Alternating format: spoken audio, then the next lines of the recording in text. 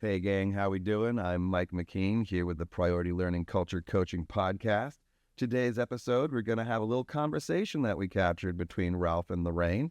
So we're going to get right into that. What it is about their DISC program and some of the other leadership programs that they operate here at Priority Learning, how they bring people through the process for an evaluation, and how people come out on the other end. So hopefully you will enjoy that. And let's get right to it. Wow, Ralph, my gosh. Look at all the interest we have in DISC. I am so happy that people are learning about the way they work, about the catalyst part of it. It's for really all employees to understand how they work. But for leaders, it's a powerful tool because the leadership version is wonderful. Tell me about all your experiences. My gosh, you're in the room all the time. And I love to hear your take on it. It's, to me, I think it's been one of the more important things about this work is that year over year, we learn so much from the people who come in and they tell us the stories and they get to experience it. And I think you and I go back to the early evolution of DISC and us not being terribly impressed with the DISC model, or more it didn't compare to other diagnostic work that we do. And when Wiley took it over, it all of a sudden became this kind of magic. At least it looked like magic. And then going back through and all of us kind of doing the homework on it, and then opening it up to a crowd, I started to realize what a powerful tool for good it was. And I think there's a couple of things to consider. Number one is that the audience, when they get their DISC, and, they almost all, very high numbers, probably in the high 90 percentile, feel like that it's spot on accurate. And as you know, that's kind of our claim to fame. It's hard to put out a diagnostic when people are going, yeah, kinda. And we'd gotten that way with other diagnostics in time ago by, but this one seems to really hold up well. And part of it is the way that the diagnostic is designed, but also into the way that we facilitate it throughout the process. Yeah, I noticed when I took it after you got the qualification again, and I'm actually happy with where I'm at. And when I read it all, it was absolutely fantastic. It was spot on. And the recommendations are very well received. Yeah. I think those things are all diagnostics, psychological diagnostics are always very kind. In other words, they always look at our strengths and maybe more than our liabilities.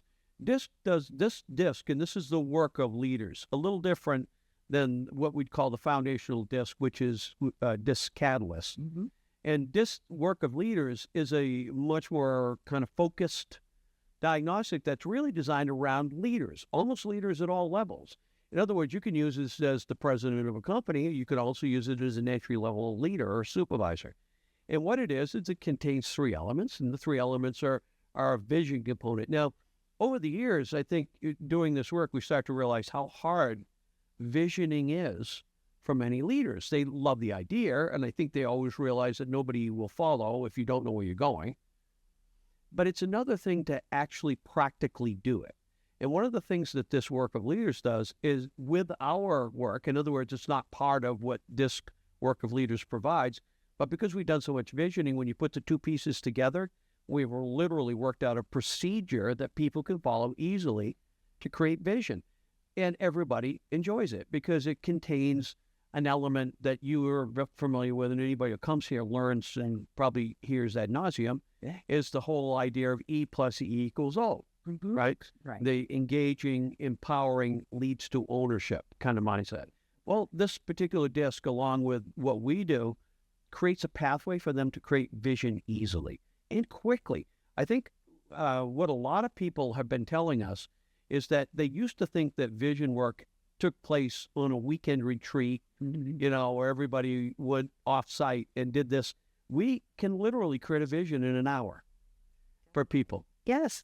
Yes. And all the other elements, we have a bank of resources to support the DISC the way we work and the catalyst as well, because a lot of our material so supports everything that DISC provides as an assessment for leadership. I agree. And part of it feels to me a little bit like it's just in time.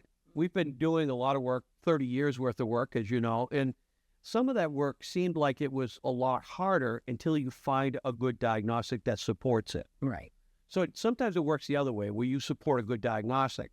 This one seems like the work we've been doing, this diagnostic supports it. That's right. And not vice versa. The other part of this is that the engagement part of it is also part of the vision process. In other words, we combine the two. So not only is it a vision, but how do you build a vision with people? In other words, by pulling your people into the mix and having a rich dialogue and finding a nice, easy way for people to function inside of what most people call really hard, which is the idea of looking ahead and trying to predict what you want for a future.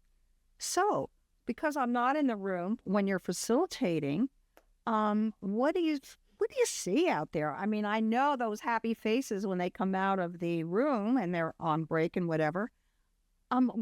What are you seeing as from the body language in the room?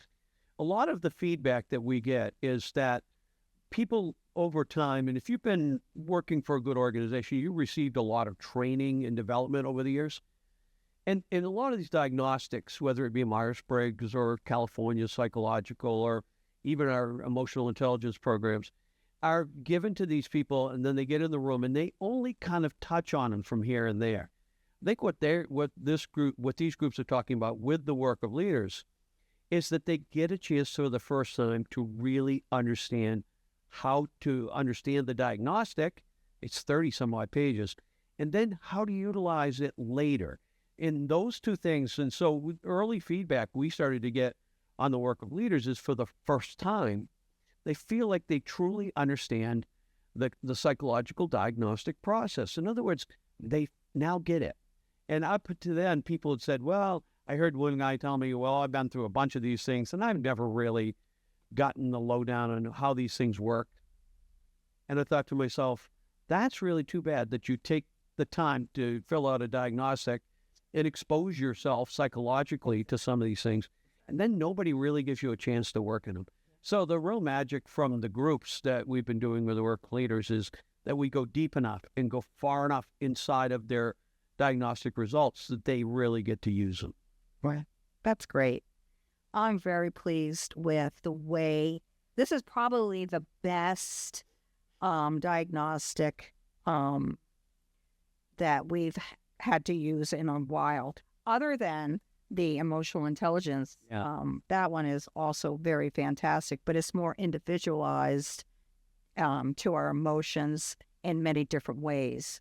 But what I love about this disc is it's really focused on the individual and in a very comprehensive way. It's easy to understand.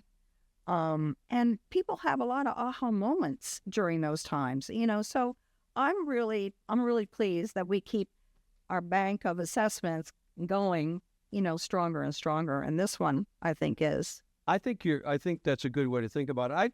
To me, we work with 5 or 6 psychological diagnostics: emotional intelligence, California Psychological, Indicator, Myers-Briggs. We work with FIRO. We work with a lot of different diagnostics, and each one of them has a use. Mm-hmm. Part of our job is to make sure we're putting the right tool to work in the right situation. We're just finding out that this particular work of leaders has a broad bandwidth where you can use it for visioning work. You could use it to gain commitment from people who are inside your team. You can also use it as a real tool for executing against good work. Mm-hmm. And it's easy to predict. You can even get to the point where you can look at your group and take a pretty good snapshot without a diagnostic as to what each one of these people have for a personality. We had been talking about that just recently, and there's actually a methodology that you can sit back and look at each one of your team members and pretty pretty closely identify Right. where roughly they would be, which makes it easier for you to meet them on their new. All you have to do is look at the chart and say, okay, this person is more conscientious, likes things Yeah. neat and tied up. So now I'll discuss this as though maybe that should be happening, right? And So- people love to work in what they're good at. Exactly. So when you find out what a natural inclination, whether it's the C for being really conscientious, or if it's the I for being a real kind of motivator, if you find them in their own space and you allow them to grow in their own space, they'll naturally grow across the board. So you're getting the maximum value from your people while making them happy. And to me, happy people do good work. I mean, they produce high quality work, and they will work every day, all day, for all the right reasons. Yeah. Terrific. Yeah, it's just a wonderful find, and I'm glad we have it for clients. Me too. And more people are catching onto it. I don't think it hurts that we do a fair amount of, steering them this way, Right. because we believe in it. And Would they, it's hard to do any of these things if you don't truly believe them. and people ask us, and we do have a bank of resources we can use, and DISC happens to be one of them. And right now, it's our most popular due to the fact that it's on demand. Yeah, So, it's kind of like everybody's rediscovering DISC. It's been around for a very long I time. know. In this iteration, it's probably been around for about 10 years. And I think DISC goes way back. Does I remember? My early years and later. Yeah. But what happens is the DISC model today is not the DISC model of old.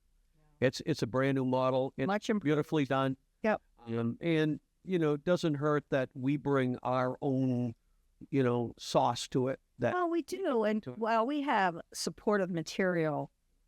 We have so much material that we can support while we're doing this program. And we haven't even touched on half of them, I bet. Well, if you just consider you and I, and we don't consider the rest of John and the Craigs of life, we bring about 60 years of leadership experience. We do all together. And those tools and techniques are really kind of, they come home to roost, as they say. Exactly. All right. All right, gang. Well, that's going to do it for this episode. Hopefully you learned a little something about DISC. If you're interested in learning more, you can always check out the programs and information at PriorityLearningResearch.com. Go ahead and get in touch with them at Priority Learning. And if you're interested, you can go ahead and contact Priority Learning to learn more and maybe go ahead and have one of these evaluations at your office or where you work or just for yourself. Anyway, gang, thanks for joining us here at the Priority Learning Culture Coaching Podcast. We'll see you next time.